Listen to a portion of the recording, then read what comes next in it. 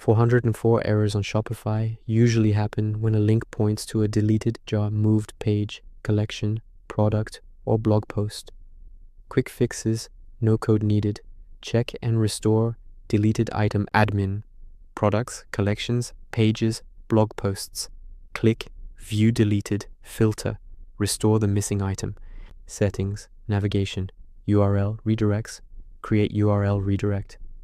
Old URL, collection/old collection, new URL, collection/new collection, or pages 404, save, 301 redirect fixes it instantly.